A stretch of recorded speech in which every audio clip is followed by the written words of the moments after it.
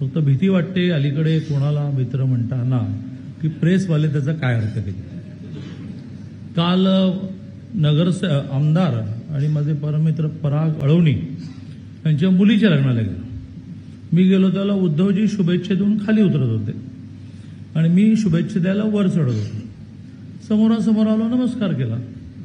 पण त्या लग्न समारंभातही प्रेस उपस्थित होती आणि ते शूट केलं आणि जवळ बहुधा दुसरी बातमी येईपर्यंत ते आता ते चालवतील की आम्ही दोघे भेटलो, आता काय होणार.